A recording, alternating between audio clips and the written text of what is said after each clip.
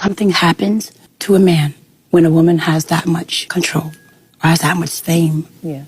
If he doesn't have his own. Doesn't have his own. Has to have his own. You don't have a secure man, run. You're in trouble. This was a very smart guy, Yale-educated lawyer. But for whatever reason, being married to me was difficult for him. And I can remember very clearly a conversation when he said, "I'll be glad when this Gayle King is over." Was he jealous of you? He's not going to like this, but yes.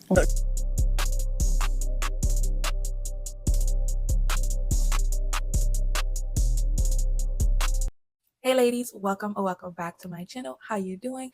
As you know, this is your daily dose of truth, no fluff, no filters, so let's get into it. Some of these men don't want a relationship. They want a charity case. Let's keep it real. A lot of these dudes don't feel like a man unless they're dating somebody that's below them, somebody that's struggling, because that's the only time they can pretend to be a provider. It's not about love, it's about control. The minute you level up, the minute you no longer need their little $40 in their coffee dates, they start calling you masculine, gold diggers, and hypergamous. Definitely too independent. If your masculinity depends on me being broke, you're the one with the fragile ego. You don't want a partner, you want a project. Because once a woman no longer needs you, no longer needs your little $40, deep down, you know you have nothing else to offer her. Once she has her shit together, you don't have anything. The legacy of low achievement won't allow you to level up with your women, won't allow you to meet women's standards and expectations, right? That's why men seek out women who are struggling. They like to say they want a woman who is natural. I think by now we all know that it's full and complete bullshit, because why exactly do you take a beautiful natural woman and then you cheat on her with a bad bitch? You cheat on her with a woman with the weave, the makeup, the lashes and all. Why? Why exactly do you always use a woman as your stepping stone to get to your dream girl who looks nothing like her? If your sense of manhood is based on how broke your woman is, you're not a provider. You're just a manipulator. You're a manipulator with a fucking wallet. Real men don't feel emasculated by a woman's success. They actually feel inspired. These dudes, they don't want a relationship. They want a hostage. Tell me I'm lying in the comments. Tell me I'm lying. Let's move on to the videos. How come men say they want a woman with their shit together, but then when they get that, they get intimidated and leave for a lesser value woman? So I find that a lot of times men love the accomplishments of women until it challenges their own. And so sometimes you'll get with men who are used to leading the charge, they're used to being the most successful, and then they come across an ambitious woman like you who in the beginning they are very in support of. They want you to do well, they want you to succeed, they're championing you behind the scene, but the moment you start to slide past them a little bit, the moment that it seems like you're creating more success than they have the ability to create, they become really intimidated by that level of success, right? And oftentimes, the other side of that I find is sometimes the successful woman is the challenge for a certain type of men. It feeds their ego. So sometimes they just want to prove that they can get a woman like you because they're looking for the angle to break you down. This is really a game for some men. They're looking for a way to get in so they can say, oh, I got her, but let me also attempt to destroy her. And then I'm going to go and get the woman who I feel like I can qualify for easily, because they don't want to have to do the work for somebody who is personally developed, professionally developed, financially stable. It's a mirror in their face that says, I have to step my stuff up in order to qualify for you. So instead of doing that, I'm going to point out all of your insecurities. I'm going to break you down to your simplest form. And then I'm going to go out and find somebody that I don't have to work as hard for. A man don't think he's good enough for you. He will never say it verbally, but he will treat you like shit. Let's talk about it, ladies, because she's not lying. She's actually correct. When a guy feel like he isn't good enough for you, most guys either leave you alone, they finesse the fuck out of you, or they bring you down to their level, or they make you feel less of yourself.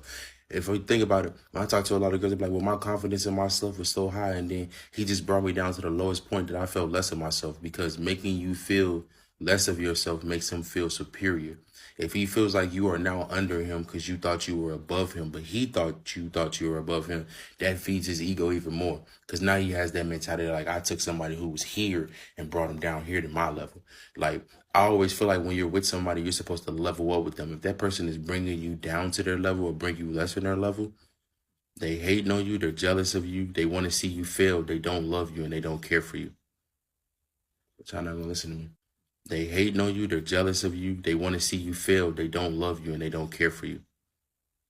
But y'all not gonna listen. If I see your Instagram or whatever, one of the first things I think is like, can I afford this girl's lifestyle? Oh, 100%. Can I afford this guy's lifestyle? Not necessarily to pay for everything for her all the time, but can I afford to just like hold my own in this? Because I just can't be asked to be looked down on or just be like, oh, what do you mean we're splitting the bill?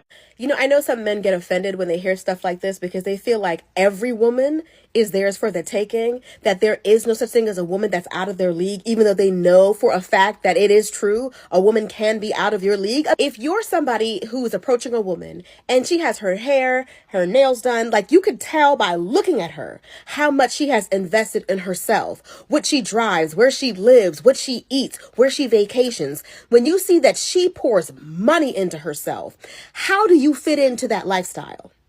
That should be a question that you should ask yourself. Why go out with this woman and have her have to tell you when you could see it for yourself? Where do you fit in? If you have never left the country and her passport has nothing but stamps in it and she's always globetrotting, where do you fit in? It's not just about like, you know, feeling like she's materialistic or whatever, even though she was living this life before you. It's about, are y'all compatible? Is the lifestyle that she's currently living compatible with the life that you're currently living or that you want to live? Where do you fit in with her life as is? Nobody wants to blow up their entire life just because you came in. She was traveling, was getting her hair done, was getting her nails done, was going to fancy restaurants, was doing all this, but now she can't do all of that anymore because she got you now. Like, she clearly likes her life the way that it is. And it's just like, for some men that won't humble themselves to realize it, like, why are you shooting your shot at a woman living a life that you can't or won't help her maintain? One of the main reasons that couples fight is money. So whether money is an issue initially or eventually, it usually comes down to money. So if you all have a different relationship with money, if you all feel like money, somebody might feel like money is about using it for just goods and services. And somebody might feel like, no, money is for having a good time, for celebrating, for eating well, for traveling. Those kind of differences, they will eventually come up. And even if one partner overlooks the other partner's differences, over time, it's going to wear on you. It's going to wear on you that this man is being cheap and stingy and you can't travel anymore and dine out. And it's going to wear on him that instead of saving money for a new car or a new carburetor or something boring, that you rather go to Dubai for the second time. Like, whether it's now or later, your differences in how you feel about money, how you handle money, how you spend money, your relationship with money is going to eventually become a problem. So why take it even further when you already see the red flags? If you're not on the same page about money initially, I'm telling you, it will eventually be the thing that breaks you up. The reason why some men hate successful women isn't because they become bitches. It's because they can't control them, conquer them, or dictate their every move. The problem isn't women making money. It's the threat they pose to those who can't handle their success. We have this double standard where strong women are labeled as aggressive or bossy or bitch, where men with these same characteristics are labeled as strong or decisive. Yahoo CEO Marissa Mayer gets labeled as crazy and too tough, where Jeff Bezos is praised as audacious and determined. Do you see the bias here? Multiple studies have actually shown that when men are evaluating distant targets, women they can't get, men are attracted to intelligent women. But when those women are near, when they're like right there next to them, men will feel less attracted if those women can outsmart them. It's like their egos can't handle a little competition. And it sucks, but there are a lot of strong, successful women out there partnered with fragile men. Why? Studies actually show that successful women are targeted by narcissistic or insecure men because they need constant ego stroking. They need someone who can take care of them. And they like to try to prove that they're the smarter one. So again, the reason why some men hate successful women isn't because they become bitches. It's because they can't control them. They can't conquer them. They can't dictate their every move. Because they set boundaries, because they know what they want, because they are sure of themselves. That means they can't be manipulated. That means they're going to expect you to rise up and meet them where they're at. That means you have to bring something to the table, to the relationship, other than just financial support. So instead of feeling threatened by strong and successful women, let's celebrate them. Let's support and uplift each other. And for those who still feel intimidated by successful women, it's time to reflect on your own insecurities and let go of your need for dominance. I went viral on Instagram because men still hate seeing women succeed. You think we've made all this progress in society? Try to post something where you are slightly bragging about yourself as a female and watch all the little boys try to bring you down. So to backtrack, I made this video that didn't do well on TikTok but blew up on Instagram with that trend we all knew and loved with Susie, where I was saying, that's crazy, Susie, but you know what's also crazy? And I talked about how I built up this like super successful foundation, working my ass off in school and getting a really good job and a scholarship. And then I left it all to be a full-time entrepreneur. That was the point. That was the point of the video. But because I talked about my past success a little bit too much more than what the men were comfortable with, sorry, boys, I got so much hate. Like, I've never gotten this much hate, and I have a personal page that has 80,000 followers and so many viral videos, and this one just got so much hate. Every comment was a boy saying, I never seen somebody try to use a video to brag so much, DMing me that nobody asked for the information I gave, and a million other things. I just turned off the comments because they were so redundant, lacking creativity. But this entire experience taught me that as a woman, if you talk about yourself a little bit too positively or show a little bit too much success, people will always be like, you gotta bring yourself down or we'll bring you down for you. And if you don't believe that this is a thing, look at what's happening to Gypsy Rose and all these other females who have gotten big over the last year. Everybody's like, you're flying a little bit too close to the sun. Let's bring you back down. Let's talk some shit about you. Let's point out your red flags, because they don't like seeing a woman do well. And if they do well, or if the woman feels like they're doing well, they will always find something to bring you back down. Like, God forbid you talk about yourself a little bit too much, talk about your accomplishments without balancing it out with something negative. This is unfortunately what happens. The best way to deal with men for women is to be hypergamous. I don't think there's any other way that is going to be beneficial. I don't care if he's the best man ever. I don't care if he's the nicest man. I don't care if he freaking will lick the dirt off your feet. The only way to deal with them is to be hypergamous. They are always benefiting from you, even if you were just sitting in a passenger seat, okay? Not saying anything, and he's outside talking to his homeboys or his friends or whoever. He's still benefiting because there's a woman beside him. Unless he got tinted windows where nobody can see you, he's benefiting. Okay? He's getting something from you. Men look at women as like objects, trophies, pieces of things to have, like your car or a house or something to obtain that is like material. They halfway don't even see you as a human being. And that's why I say the only way to really deal with them is to be hypergamous. It's not that, necessarily you are a bad person for thinking like that, but I'm telling you, it's the only way that it will benefit you. The only way. Any other way is benefiting them. 100%. The reason why men like to blame us for everything that goes wrong in their lives, and they like to blame us for all of their shortcomings, is because they literally do not want to do the inner work to take the responsibility for why they have such a deep sense of inadequacy and why they have such a deep sense of inferiority, right? Because their inadequacy and their sense of inferiority is inherently violent. It causes violence to women, right? If you look back at the Middle Ages, when the Catholic Church was burning hundreds of thousands of women all over Europe so that they can domesticate them and control them, they were burning the priestesses, they were burning the medicine women, they were burning the midwives, because they were jealous, because they were envious that these women were holding respect in their communities, they were holding status in their communities, they were being praised and worshipped and respected, right? And these men didn't feel like they had that respect, so they literally had to like eliminate and annihilate these women.